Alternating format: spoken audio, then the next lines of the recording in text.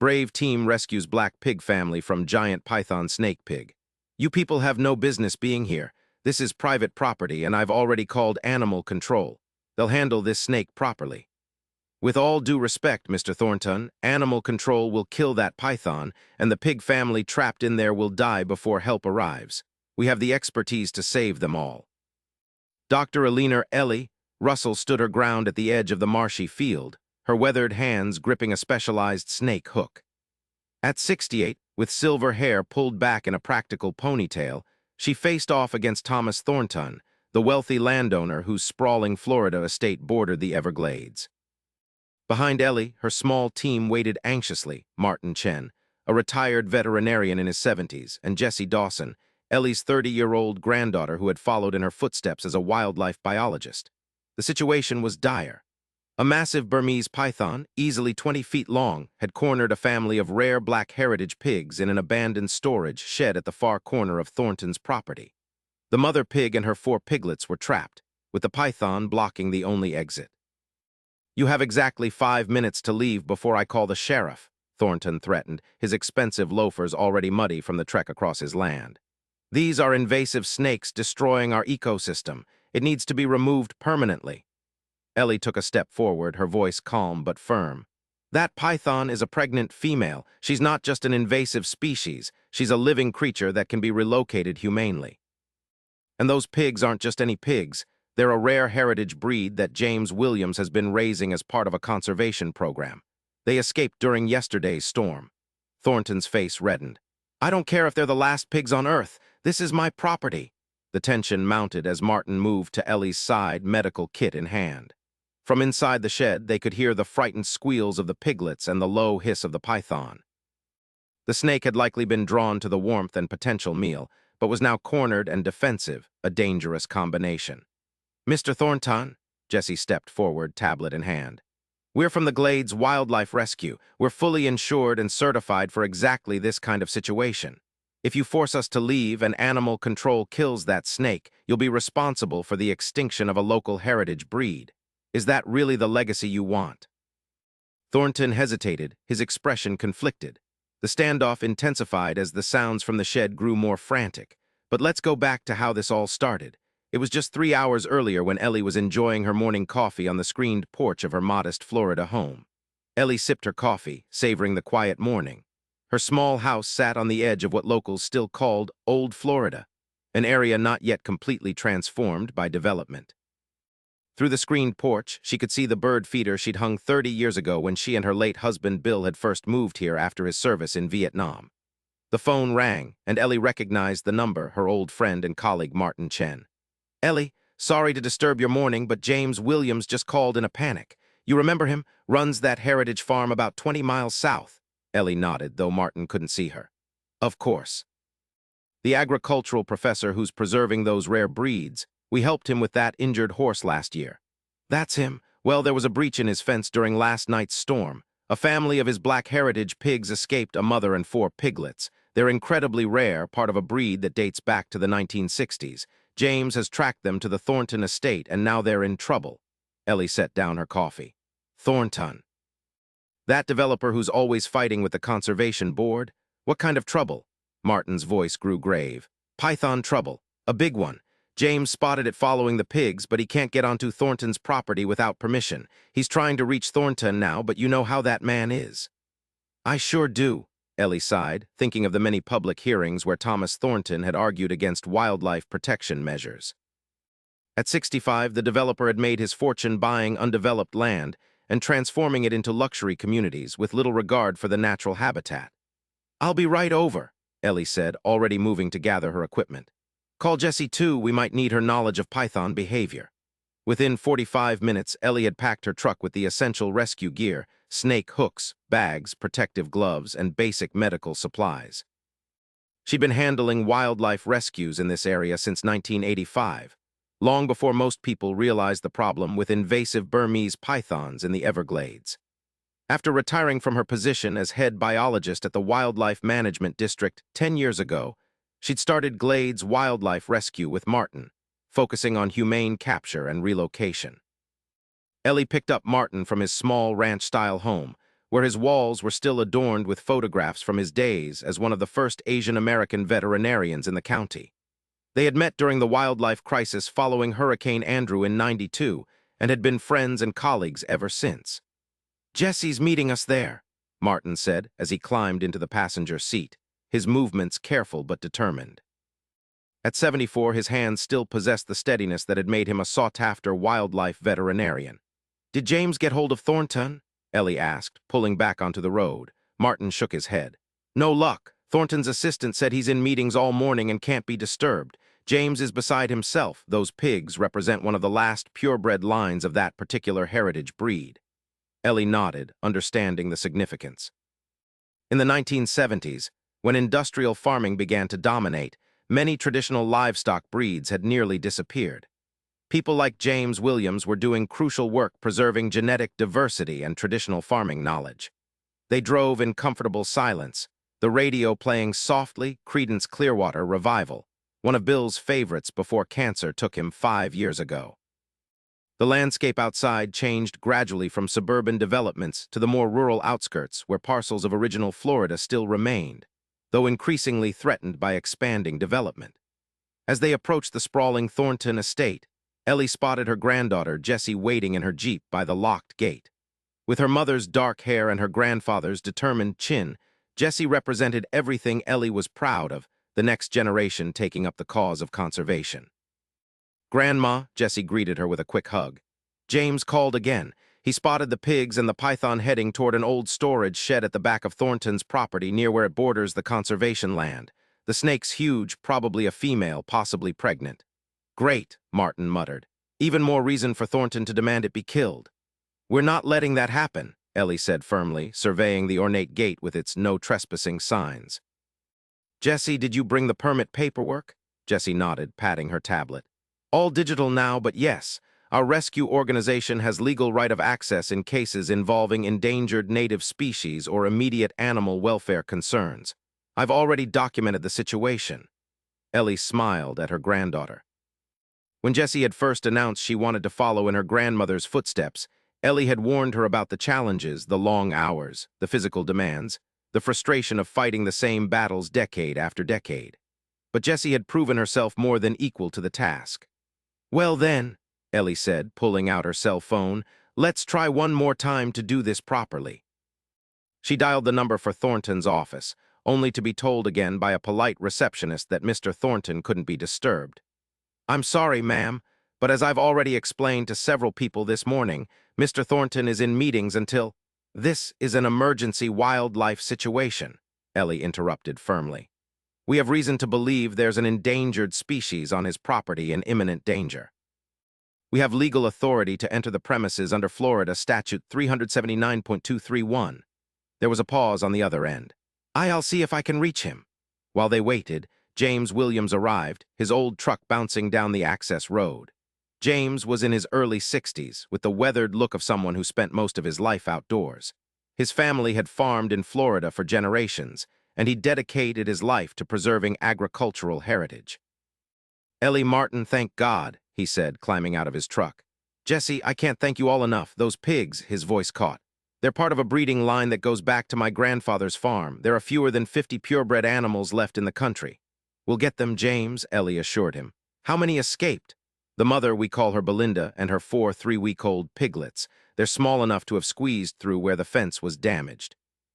I followed their tracks to the edge of Thornton's property, but then—" He trailed off, the worry evident in his face. The phone in Ellie's hand buzzed. "Ma'am, Mr. Thornton says you are not authorized to enter his property under any circumstances. He's contacted animal control to deal with any wildlife issues." Ellie's jaw tightened. "Please inform Mr. Thornton that we will be proceeding under our legal authority and that we'll document everything thoroughly. Also let him know that if those heritage pigs die because of his obstruction, there will be significant legal and public relations consequences." She ended the call before the receptionist could respond. "All right, team, we're going in. James, you stay by the vehicles in case Thornton or animal control shows up. You know those pigs best, so we'll need your help once we secure them." James nodded, handing Ellie a small burlap sack. "Feed mix. Belinda knows the sound of the bag. It might help lure her out." 3 rescuers gathered their equipment and approached the gate. Jesse quickly bypassed the electronic lock using the emergency override code that all wildlife officers were provided for exactly these situations. "The shed should be about half a mile in that direction," Jesse said, consulting her GPS. "It's on the edge of Thornton's property, near where it borders the wetland preserve." They moved as quickly as possible through the manicured grounds that gradually gave way to more natural landscape. Despite the urgency, Ellie couldn't help but appreciate the beauty of the old-growth trees and natural vegetation that Thornton had, somewhat surprisingly, preserved at the edges of his property. "He could have been such an ally," Ellie mused as they walked, "with his resources and this land." "Some people just see dollar signs," Martin replied. "Remember when this whole area was being bought up in the 80s? All those developers promising they'd protect the environment while they drained and filled whatever got in their way." The storage shed came into view, an old structure that predated Thornton's ownership, probably from when this had all been farmland. As they approached, they could hear the distinctive sounds of distressed pigs. "They're still alive," Jessie whispered, relief evident in her voice. Ellie motioned for them to slow down and approach cautiously. They could see the shed had only one entrance, and as they drew closer, they caught sight of the python. It was massive, easily one of the largest Ellie had seen in her decades of work, its patterned body partially visible at the entrance to the shed. "It hasn't gone in yet," Martin observed. "Probably wary because of the mother pig. Adult pigs can be formidable." They crouched behind a fallen tree about 30 yards from the shed, assessing the situation. "The snake is between us and the only entrance," Jessie noted, taking photos with her tablet for documentation. "And look at her size, definitely female, and I'd bet anything she's gravid." Ellie nodded in agreement. The python's midsection showed the characteristic swelling of a pregnant female. "That makes her more dangerous. She'll be defensive." "So what's the plan?" Martin asked, opening his medical kit to ensure everything was ready. "We need to create a diversion," Ellie decided. "Something to draw the snake away from the entrance long enough for one of us to get in and secure the pigs." They were still discussing strategy when they heard the sound of an approaching vehicle. Moments later, Thomas Thornton emerged from a luxury SUV, his face set in anger as he marched towards them. "This is trespassing," he shouted. "You have no right to be on my property." And that's where we began our story. Now back to where we started, with Ellie standing her ground against Thornton's threats, the python and the trapped pigs creating an increasingly desperate situation. Ellie signaled. Martin activated the heated decoy, which gave off both thermal signals and vibrations that mimicked a small animal.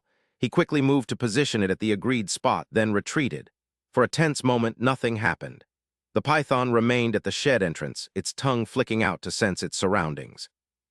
Then slowly, its head turned toward the decoy, detecting the heat and movement. "It's working," Jessie whispered. Indeed, the massive snake began to move away from the shed entrance, drawn by the promise of an easier meal than the defensive mother pig. As it cleared the doorway, Ellie moved swiftly, approaching the shed from an angle to avoid startling the python. "Belinda," she called softly as she reached the entrance. "Easy girl, remember me." Inside the dim shed, Ellie could make out the black mother pig standing protectively over her huddled piglets. Belinda's eyes gleamed with a fierce intelligence as she recognized Ellie's voice but remained defensive. Ellie shook the bag of feed James had given her, creating the familiar sound that signaled mealtime at the farm. Belinda's ears perked up, though she didn't move from her protective stance. "That's right, good girl," Ellie soothed, pouring a small line of feed between the pigs and the door. "Let's get you and your babies home." Outside, the situation was growing tense. The python had reached the decoy and quickly determined it wasn't real prey. Now the massive snake was turning back toward the shed, its movements purposeful. "Ellie, hurry," Martin called. "Snake's coming back." Inside, Ellie was making progress. Belinda had allowed her to approach, and Ellie was now able to check the piglets quickly for injuries. All four appeared healthy, if frightened. The challenge would be getting them all out safely with the python nearby. "James," Ellie called, "I need the transport crate right by the door." James and Thornton quickly moved the large animal carrier into position just outside the shed entrance. "More feed inside the crate," Ellie instructed, maintaining her calm, reassuring tone for Belinda's benefit. As James prepared the crate, the python began moving more quickly back toward the shed. Jessie and Martin moved to intercept it, using their snake hooks to gently guide it away, but the massive reptile was determined. "We need another distraction," Martin called, struggling to redirect the powerful snake without harming it. To everyone's surprise, it was Thornton who acted. He grabbed a garden hose from near his groundskeeper's shed and turned it on full blast, creating a water barrier between the python and the shed. "Snakes don't like crossing running water," he explained, seeing their surprised looks. "Learned that in Boy Scouts 1968. The impromptu water barrier worked temporarily, giving Ellie precious additional minutes. Using the feed trail, she managed to lure Belinda and her piglets toward the entrance. "That's it, girl," she encouraged as the mother pig cautiously followed the feed, her piglets trotting nervously behind her. "Just a little further." With expertise born of countless animal rescues, Ellie guided the pig family into the waiting transport crate. James quickly secured it, relief evident on his face. "They're safe," he announced, already moving the crate further from the shed and the python. But the crisis wasn't over. The massive snake, frustrated by the water barrier, had changed direction and was now circling toward them from another angle. With the pig family secured, attention turned to safely capturing the python. "We need to be careful," Ellie cautioned, retrieving her snake hook. "She's pregnant and stressed, a dangerous combination." "How do you even capture something that big?" Thornton asked, genuine curiosity replacing his earlier hostility. "Very carefully," Martin answered, readying a specialized snake bag. "It's all about confidence and gentle, firm handling. These snakes aren't aggressive by nature, they're just trying to survive." What followed was a masterclass in wildlife handling. Ellie, Jesse, and Martin worked in perfect coordination, positions and techniques honed through years of working together. Ellie used her hook to gently control the snake's head, while Jesse and Martin supported its massive body. Thornton and James watched in amazement as the three rescuers maneuvered the giant python into a specialized containment bag designed for large constrictors. "Incredible," Thornton murmured as the snake was finally secured. "I had no idea it could be done so humanely." "That's always been Ellie's way," James told him. "She's been handling wildlife like this since before they even recognized invasive pythons were a problem. Back in the 80s, when people were just starting to find them in the glades, she was already developing capture methods that didn't harm the animals." Once the python was safely contained, the team regrouped. The immediate crisis was over, but now decisions needed to be made about what happened next. "So what will happen to it?" Thornton asked, nodding toward the container holding the python. "She'll be taken to our facility for examination," Ellie explained. "Since she's pregnant, we'll keep her until she lays her eggs. The eggs will be humanely euthanized, that's standard procedure for invasive species. But the female can be placed with a licensed research facility or educational organization." Thornton frowned. "You're going to save a snake that doesn't belong here? That's destroying our ecosystem." Martin stepped in. "These snakes are here because of human actions, the exotic pet trade, to be specific. They didn't ask to be brought here and then released when they got too big for someone's terrarium. Our philosophy is that we have a responsibility to handle the situation humanely." Thornton seemed to consider this, looking from the python container to the pig crate, where Belinda was now calmly nursing her piglets. "I guess I never thought about it that way," he admitted. "I've always just seen them as a problem to be eliminated." "Most problems in nature have nuance," Ellie said, "including the challenges of balancing development with conservation." The remark wasn't lost on Thornton, who gave her a knowing look. "Touché, Dr. Russell." As they began loading their equipment and the animals, a county animal control truck pulled into view, having finally responded to Thornton's earlier call. Two officers approached, looking wary. "Mr. Thornton." "We received a call about a python situation." Thornton glanced at Ellie, then back to the officers. "It's been handled, gentlemen. These wildlife experts have already captured the snake safely. You can note in your report that it will be properly relocated through the Glades Wildlife Rescue Program." The officers looked relieved not to have to deal with a 20-foot python and quickly departed after taking some basic information for their records. As the team finished packing up, Jesse approached Thornton. "Mr. Thornton, I don't know if you're aware, but your property sits on a wildlife corridor that connects two conservation areas. That's likely why you're seeing more wildlife interactions recently." Thornton looked surprised. "No one mentioned that when I bought this parcel." "There's a meeting next month at the Conservation District about establishing official wildlife corridors in this region," Jesse continued.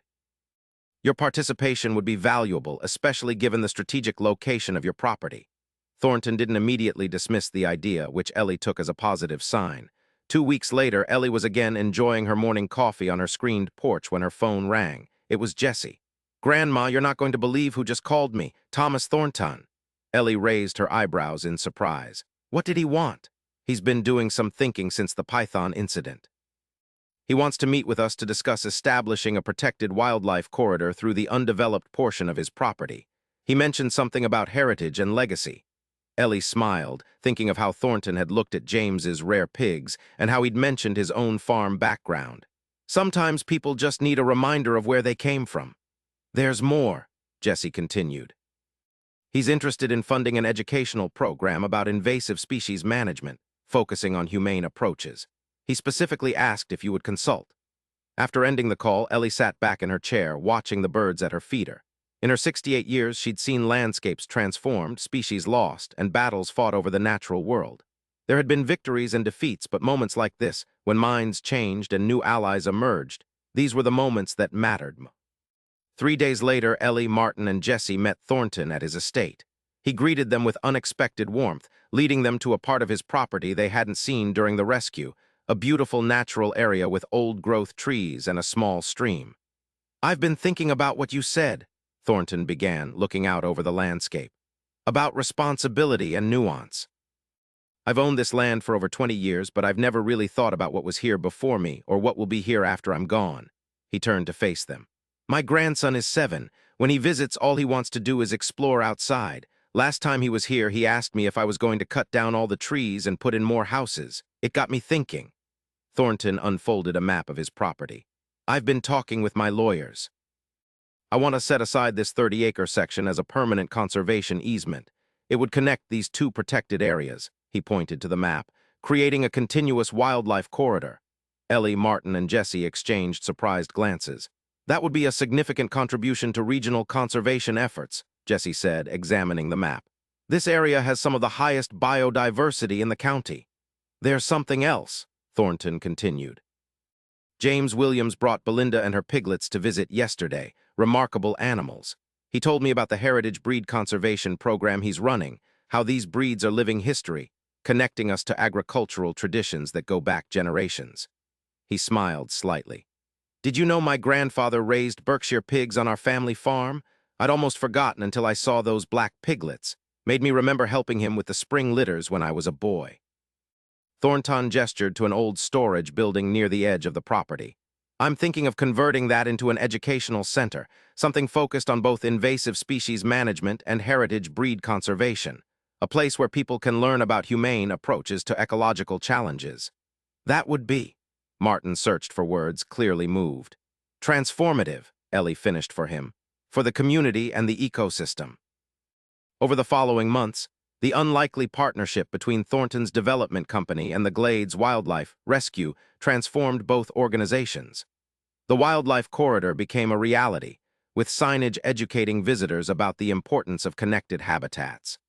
The educational center opened its doors, featuring programs for school children and sections dedicated to both invasive species management and heritage breed conservation. James Williams brought his heritage pigs for monthly educational demonstrations, and the center included a special tribute to Belinda and her piglets, whose escape had inadvertently sparked this new conservation initiative. The python that had caused all the commotion found a permanent home at a research facility studying humane management of invasive species. Researchers named her Catalyst in recognition of her unexpected role in changing minds and creating new conservation opportunities. 6 months after the rescue, Ellie stood with Thornton at the ribbon-cutting ceremony for the Thomas Thornton Wildlife Education Center. A crowd had gathered, including local officials, conservation advocates who had once considered Thornton an adversary, and a school group eager to be the first official visitors. "I never expected to be standing here with you of all people," Ellie admitted quietly as they waited for the ceremony to begin. Thornton chuckled. "Life takes unexpected turns. Sometimes it takes a 20-foot python and a family of rare pigs to help you see things differently." "It's about legacy, isn't it?" Ellie observed. "At our age, we start thinking about what we're leaving behind." "Legacy, yes," Thornton agreed, "but also redemption, a chance to correct course before it's too late." As Jesse called them forward to cut the ribbon, Ellie reflected on how a single crisis, a moment of animals and humans in conflict, had catalyzed a transformation far beyond what anyone could have predicted. The rare pigs had been saved, but so had something more important, a piece of natural Florida, preserved now for future generations. In the crowd, Martin stood with James Williams, both men beaming with pride. Nearby, a group of seniors from the local retirement community, many of whom had lived in Florida since the development boom of the 1970s, watched with particular satisfaction. They had seen so much natural beauty paved over in their lifetimes. This victory felt especially sweet. As the ribbon was cut and applause erupted, Thornton leaned over to Ellie. "You know, I've been thinking. There's another parcel I own on the north side of the county. It borders a state preservation area. Perhaps we should talk about that one too." Ellie smiled, thinking of all the battles she had fought over the years, some won, many lost. But this unexpected alliance, born from crisis and mutual respect, gave her hope that even the most entrenched positions could evolve. "I think that's a conversation worth having, Mr. Thornton," she replied. "It's never too late to make a difference." As visitors began to explore the new center, Ellie watched her granddaughter Jessie leading a tour group, expertly explaining the delicate balance of Florida's ecosystem. The future was in good hands, not just her family's legacy of conservation, but a new, more nuanced approach to the challenges facing Florida's wild places. An approach that recognized the complexity of human-wildlife interactions and sought solutions benefiting all. In the special exhibit area, Belinda and her now-growing piglets, temporarily visiting from James's farm, greeted curious onlookers. The rare black pigs, once nearly lost to agricultural industrialization, now represented a living connection to Florida's past and a symbol of hope for its future. And somewhere in the Everglades, countless other creatures continued their ancient patterns of survival: alligators, wood storks, panthers, and yes, even pythons, all part of the ever-evolving story of Florida's wild heart. A story that, thanks to unexpected alliances and minds changed through direct experience, might still have many chapters left to unfold. Thank you for listening. If this story touched you, please subscribe and share your thoughts in the comments.